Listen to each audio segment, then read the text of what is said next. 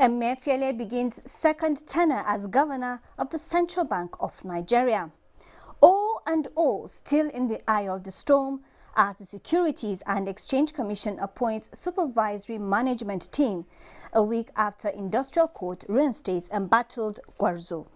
Also in this edition, Nigeria Financial Intelligence Unit (NFIU) guidelines on local government financial transparency comes into effect.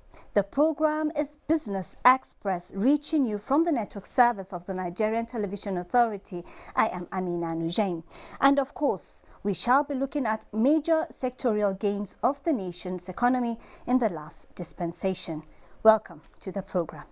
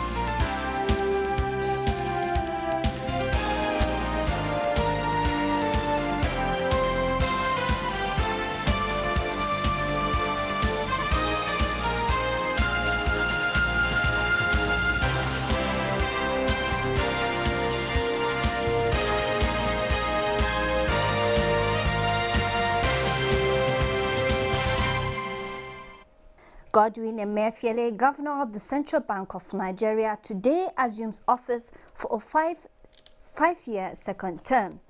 This follows his recommendation for a mandate renewal by President Muhammadu Buhari, the first in almost 2 decades. In the meantime, the headquarters of the Securities and Exchange Commission (SEC) in Abuja was Monday shut down by workers' union over attempts to reinstate suspended DG Munir Gwarzo.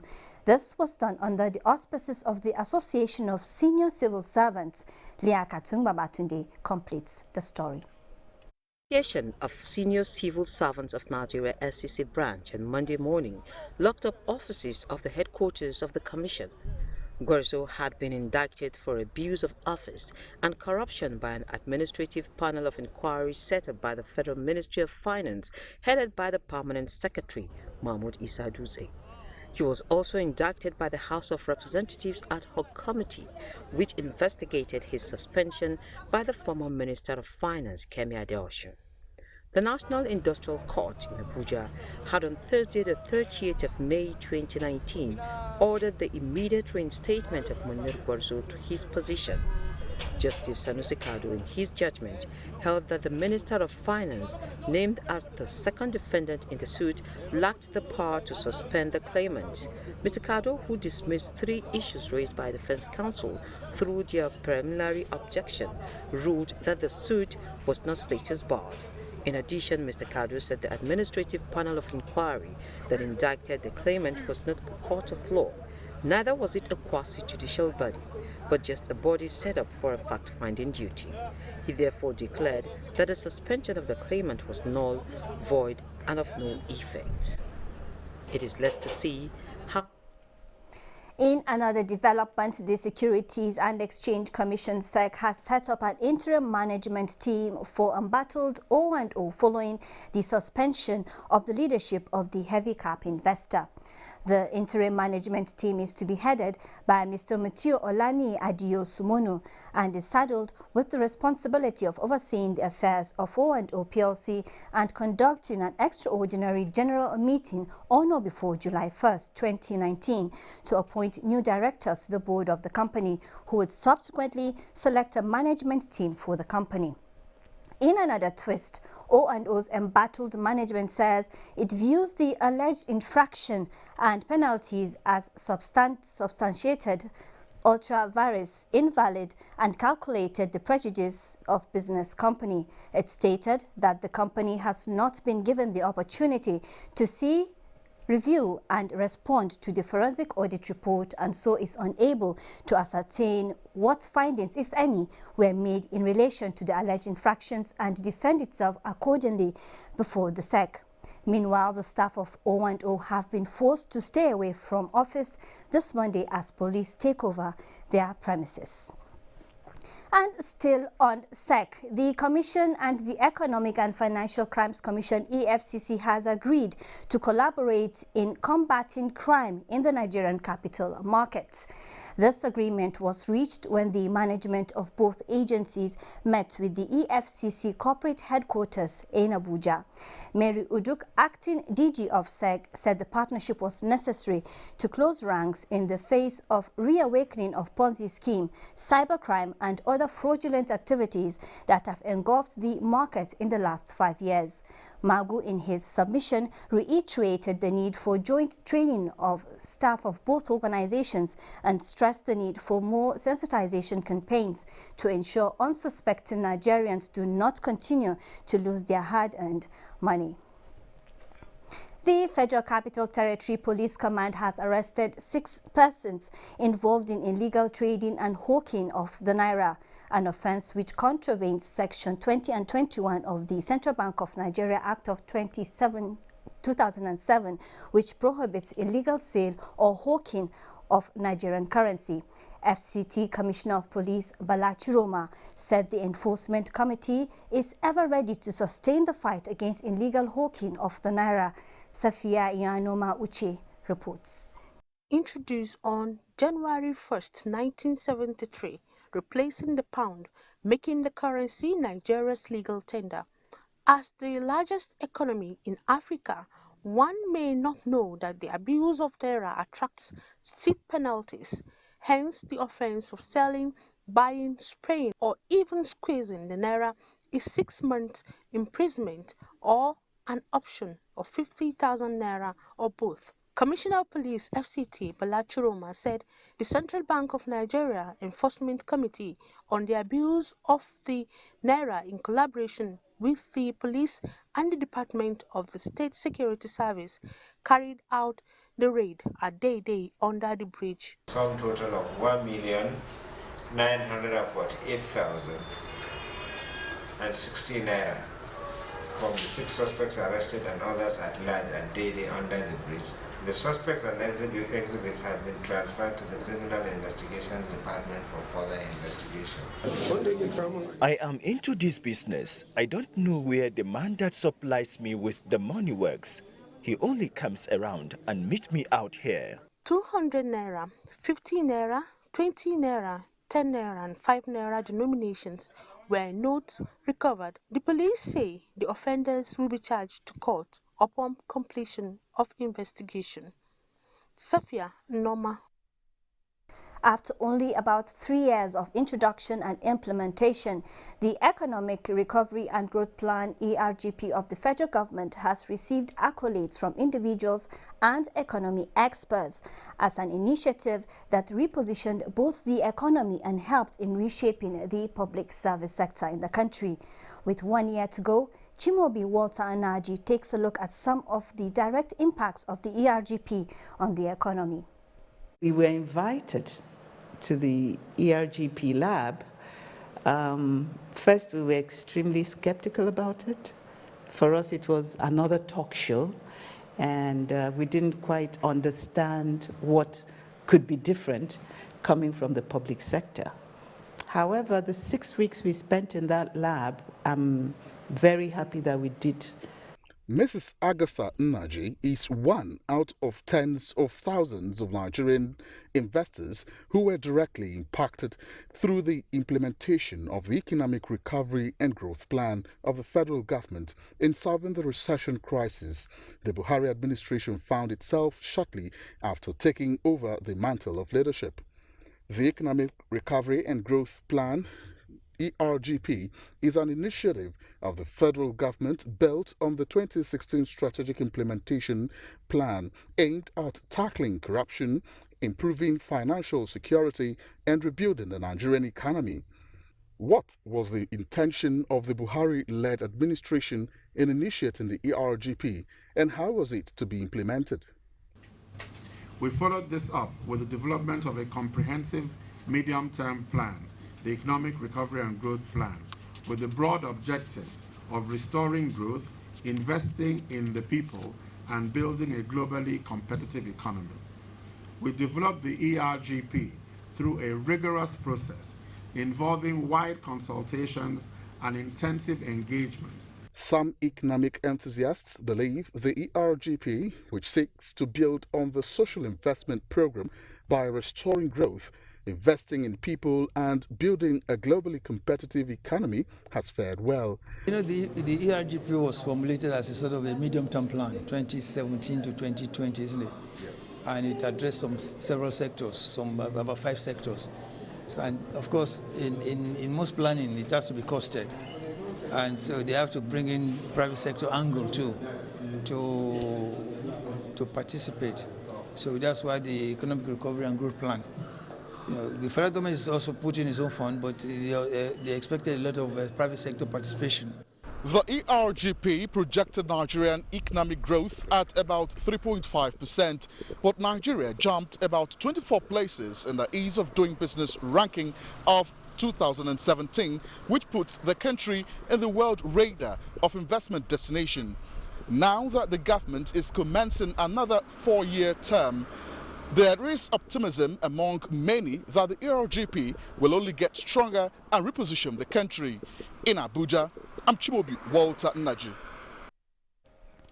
The last 4 years seem to have been the best for micro, small and medium enterprises, MSMEs in Nigeria, with the presidential attention received through the clinic supervised by the Office of the Vice President Yemi Osinbajo. Moplang Dakok in this report examines some of the achievements recorded in growing the MSME sector in Nigeria in the past 4 years. Established fact that micro, small and medium enterprises, MSMEs, drive the nation's economy. Despite the huge potentials of MSMEs and their role in growing the economy and providing source of livelihood to many, they have suffered neglect, with access to finance being one of the biggest challenges. Against the background of wanting to use them to create wealth and generate employment, the Buhari administration made that a priority and intensified efforts in the last 4 years to promote growth of MSMEs in the country through providing affordable loans to small business owners like these ecstatic women at various markets, welcoming Vice President Yemi Osinbajo to flag off the trader money. It's very, very encouraging. If they continue like this, Nigeria will be a very good place for every one of us to be. In fact, we love their work, everything. Even the way they attend us today, we are very happy. The largest number of people engaged in commerce are petty traders. They are small traders, some of them tabletop traders, some selling on trays. Their inventory is usually not more than 2,000 naira, 3,000 naira, 5,000 naira. The president then decided, following an experience he had with the Katsina Foundation, which he was chairman of, that it is better to give these petty traders some money as a loan, 10,000 naira. When they pay back the 10,000 naira, we give them 15,000. When they pay back 15, we give them 20. You need equipment capital, you need technology capital, you need finance capital. On top of it, you need human capital. What this administration did in the last 4 years is to ensure that those opportunities are harnessed using those 4 capitals. Local and small-scale traders in different states of the Federation have accessed the trader money, which gave them a boost. About 20 billion naira has so far been earmarked for the project. These efforts were widely adjudged fruitful as their successes are counted in numbers. We have many beneficiaries, it's impacting their businesses, and we're still going to do so much. I use the money and put into my business, and the thing have benefited me well because my business has grown. I've been able to gain access to this trader money, and it has helped me increase my business. In addition to providing credit, the Presidential Enabling Business Environment Council kicked off its 3rd National Annual Action Plan in 2018 in a bid to minimize difficulties faced by MSMEs in paying taxes, moving goods across the country, or registering businesses.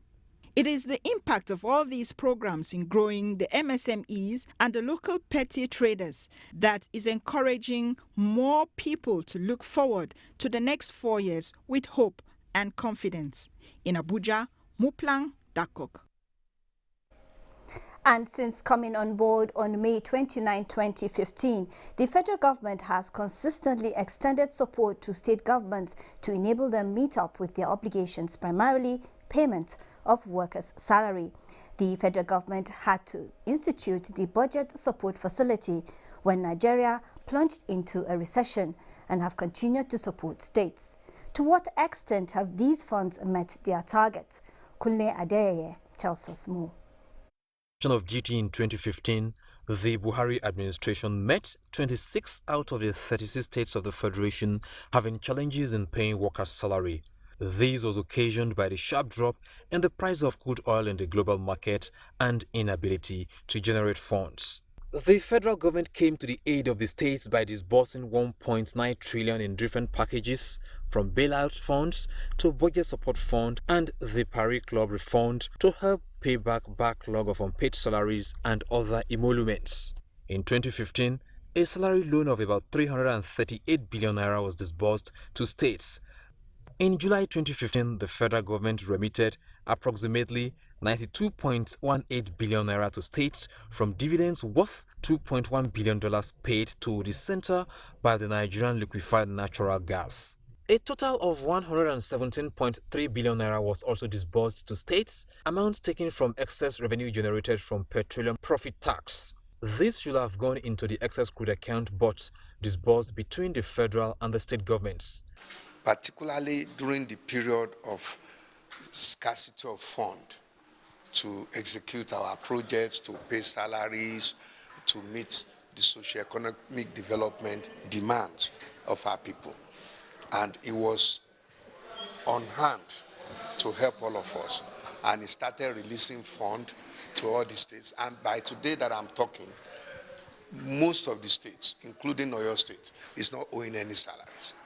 So the president did this for us. He also assisted many of us by encouraging us with what I call the social infrastructure, welfare, extending the if you like, the welfare nest of assisting people. To civil servants who are direct beneficiaries of the gesture, the president has exhibited the traits of a true democratic leader who believes that a motivated workforce is instrumental to actualizing government's policies and programs. He has tried his efforts to ease the problem. It has a domino effect even on the social lives of our people there in the States. You know, some of them used to, ask us of money, to say, brother, please, we have not been paid for salaries for some months. And we saw that there was so many dependency, on us. But now, at least, we can see that the pressure has been relieved, the overall effect has been cushioned, we do not really have so much dependency. The next 4 years of President Muhammadu Buhari, tagged the next level, has already taken further step in prioritizing workers' welfare by signing the new minimum wage of 30,000 naira into law. In Abuja, Kunle Adeyeye. Thank you, Kunle. From just working to any showroom or dealer of the many cars either assembled or manufactured locally to choose and buy in the late 60s up to the 80s, Nigerians resorted to depending on fairly used or out-of-vogue vehicles referred to as tokumbo imported from Europe. In the last 4 years, however, the story is changing with the efforts by government to revive the automobile industry gaining momentum. Chiazala Miki reviews the new growth of vehicle plants in Nigeria.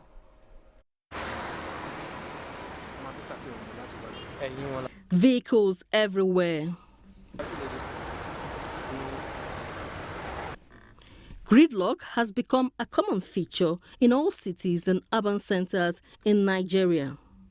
Data from the National Bureau of Statistics indicates that the country has about 11.7 million vehicles. More are expected to be purchased. The irony is that almost all these vehicles are imported, as only 8,628 vehicles are produced locally. Nigeria used to have many vehicle assembling and manufacturing plants, which all went comatose. In the last 4 years, however, the automobile industry in Nigeria was injected some life with the Automotive Development Policy, reviving 10 moribund auto companies to make the number to 24. Our objective in a nutshell is to take Nigeria from where we are now to a time where Nigerians are able to buy and use brand new vehicles made in the country. Last year we signed an MOU with Volkswagen. If you remember, Volkswagen in the 80s, in the 70s and 80s was one of the major producers in Nigeria at a time when this country was producing up to 140,000 vehicles per year. The fact that the automobile industry globally plays strategic roles in creating jobs made the federal government to offer incentives ranging from 0 to 10% to promote local manufacturing and demand. So you're not going to shut your doors and say you won't buy other people's products, okay? Because you also now want to get into that market share. So what's important is, yes, the policy is good, but I also think there has to be a program, okay, that must look at the upstream, okay, which is where the mining sector comes in here, where the petrochemical sector, where you now have your plastics and rubbers come in here, okay, where the electronic sector come in. And to lead by example, the federal government is patronizing a renowned local vehicle manufacturer which now supplies FRSC, military and police operation vehicles. Just like these local automotive, they should encourage them by improving in standard, giving them helping hands, whatever they need. If the materials are to be produced in Germany, then definitely the government should assist them in bringing them so that they may put what we are liking in our vehicles to make it more standard, or to make it standard like the foreign ones. With the success so far achieved in bringing the automobile industry back to life in the last 4 years, there is optimism amongst many that the next 4 years will consolidate and make Nigeria less dependent on importing vehicles that have outlived their span of life abroad. Chiazalam Ekie. Investors in the Nigerian stock market emerged from a long bearish run to close the month in a positive territory. They gained 2.7 trillion naira in the month of May.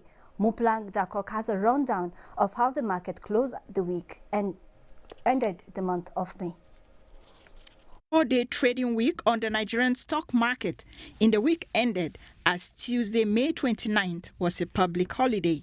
The NSE All-Share Index and market capitalization appreciated by 0.61% to close at 31,069.37 and 13.685 trillion naira.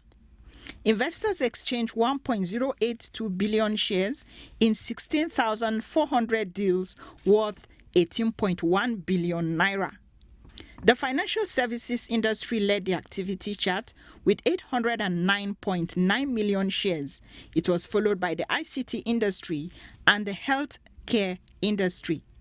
The top trades for the week recorded by the financial industry, led by UBA, Access Bank and Zenith Bank, accounted for 351.014 million shares worth 3.737 billion naira in 4,088 deals.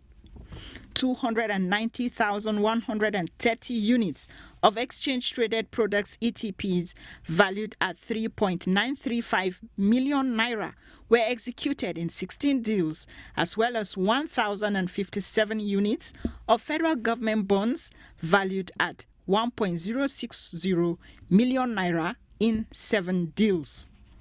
All other indices finished higher, with the exception of the NSE Mary Value Index, which depreciated by 0.14%, while the NSE ASEM Index closed flat. 35 equities appreciated in price during the week. 24 equities depreciated in price, while 109 equities remained unchanged. Trading on the Nigerian Stock Exchange opened the week on a negative note this Monday. The NSE All-Share Index and market capitalization lost 0.45% to close at 30,930.39 basis points and 13.623 trillion naira.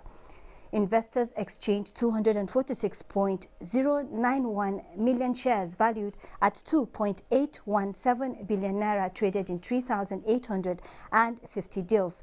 FCMB, Guarantee Trust Bank and O&O topped the activity chart with the highest number of shares for the day, with FCMB recording as many as 70.5 million traded shares. That brings us to the end of this edition of Business Express. The financial markets will close for business tomorrow, Tuesday and Wednesday for the Eid al-Fitr celebrations. You can access all previous episodes on YouTube, and you can also communicate with us on Twitter, and the handle is NTA News Now. The hashtag is BizExp. We value your feedback, so keep the mails coming. Let's do this again on Wednesday. I am Amina Nushain.